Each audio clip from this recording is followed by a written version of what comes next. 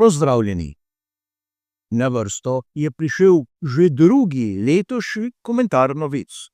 Kot ponavadi si bomo tudi danes ogledali vse tisto, kar se je zanimivega zgodilo v preteklih dneh.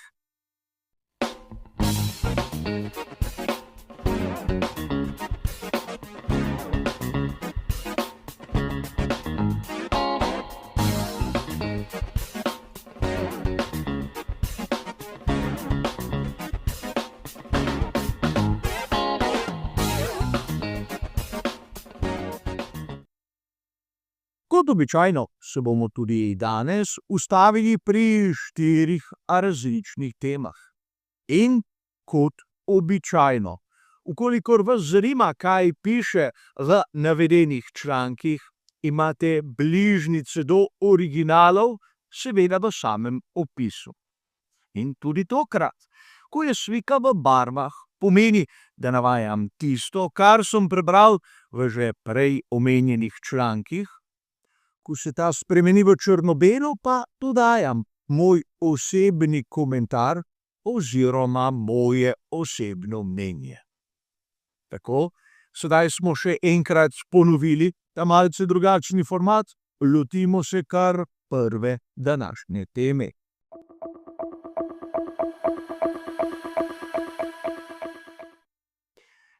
Danes se bomo najprej lotili izjemno boleče teme.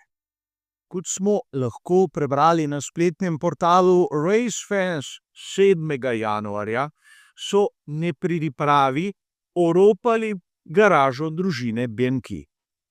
Izmaknili so približno ducat gokardov, med katerimi je bil eden, ki je imel posebno vrednost.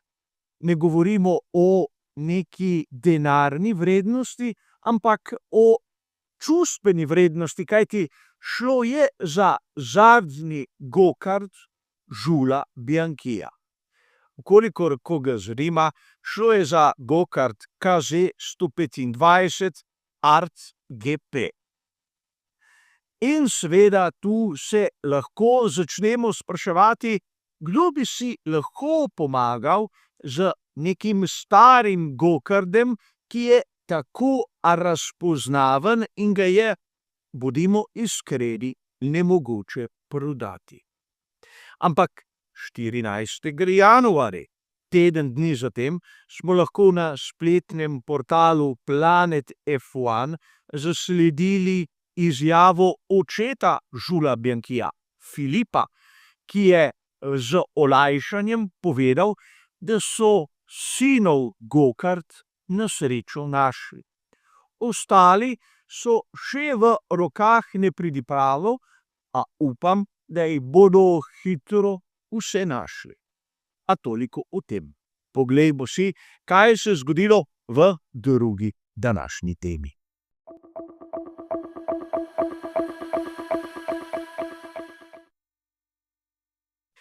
V drugi današnji temi se bomo ustavili pri 2 člankih, ki sta bila objavljena na spletnem portalu Planet F1.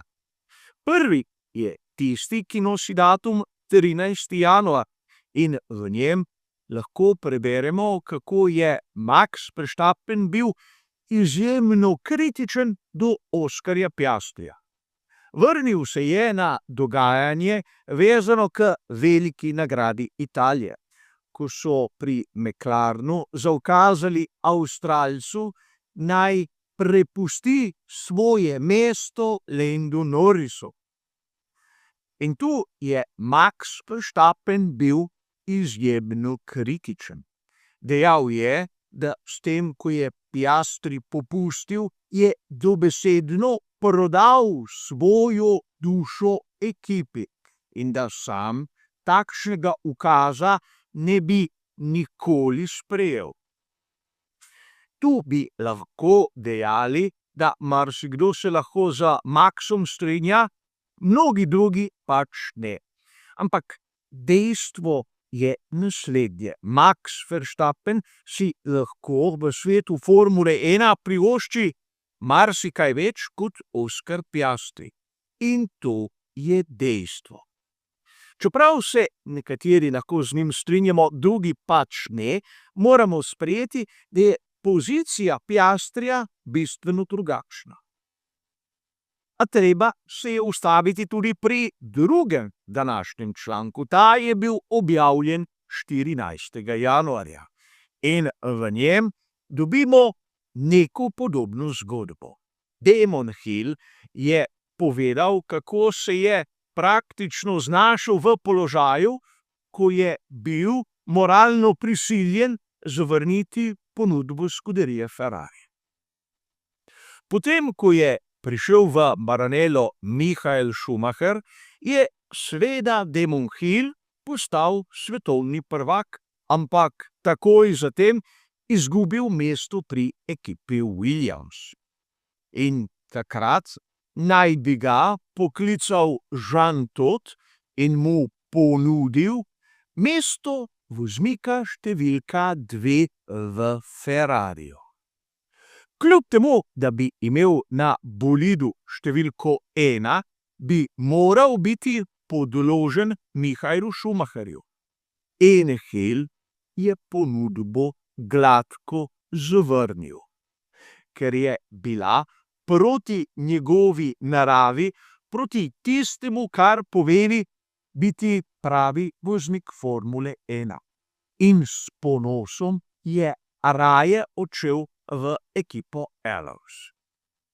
In tu lahko vidimo marsikatero usporednico med onim, kar pravi Max Verstappen, in tistim, kar pravi Damon Hill.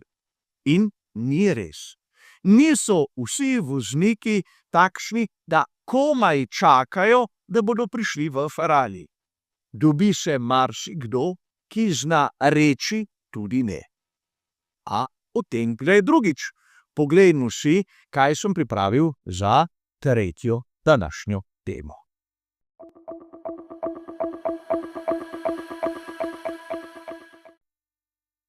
Kot smo lahko prebrali na uradni spletni strani Formule 1 F1.com, Jack Doohan ni več član ekipe Alpine.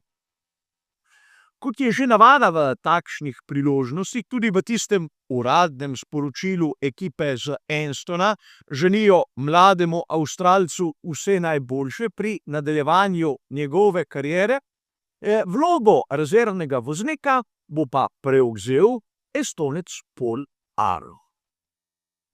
In zgodba samega Doohana je vsem nam navdušencem dobro znana. V Formuli 1 je debitiral že na finalu sezone 2024 in v sezoni 2025 je bil za volanom bolida ekipe Alpine prisoten na 6 velikih nagradah, kjer ni dosegel rezultatov in ga je nato nadomestil Franco Colapinto. Tu se lahko začnemo spraševati, zakaj je toliko časa trajalo, da je prišlo tudi do tega uradnega razhoda med Doohanom in Alpinom.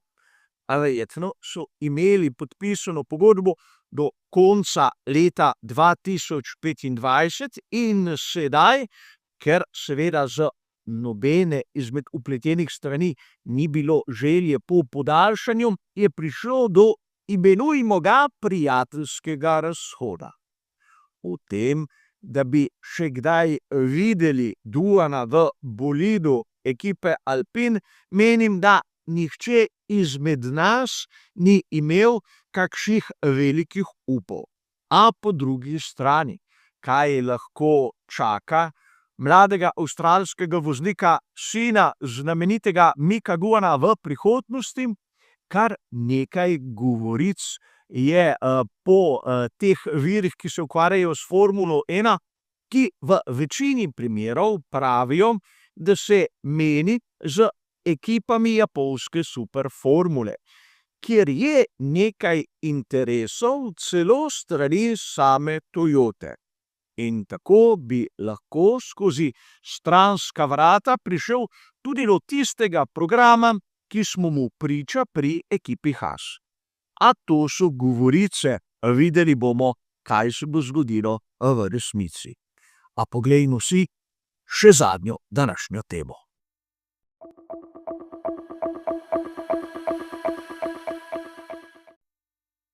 Za konec pa kot običajno tista rahlo bolj lahkotna, morda celo šaljiva tema.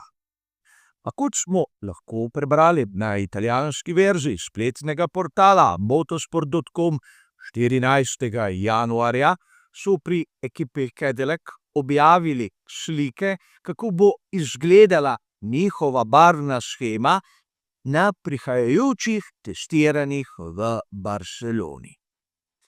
In tu smo na fotografijah lahko videli, da bo bolid črn, da bo imel na zadku veliko značko Cadillaca in da bo na nosnem konusu možno videti imena tako imenovanih ustanovitvenih članov ekipe Cadillac. In tu je treba dodati, da marsikateri viri, ki se ne primarno ukvarjajo s Formulo 1, so zopet začeli malce pretiravati. Prvič, ne gre za bolid ekipe Cadillac. Gre za tisto znano maketo, ampak to je zgodba, ki je marsikomu izmed vas že dobro znana. In drugič, gre za barvno shemo, ki bo prisotna samo in edino na testiranju za zaprtimi vrati v Barceloni, kjer v resnici morda tega bolida sploh videli ne bomo, ali pa ga bomo videli na izjemno nejasnih, neostrih posnetkih, kjer se ne bo videlo absolutno nič. Nato bo sledila, imenujemo jo tista prava predstavitev, kjer bodo pokazali tudi pravo barvno shemo. Torej, vzklikati "joj, kako je lep", je zaenkrat še malce prezgodaj. A kot ste razumeli, tudi tokrat smo prišli do konca našega komentarja novic. Hvala za vašo pozornost in nasvidenje.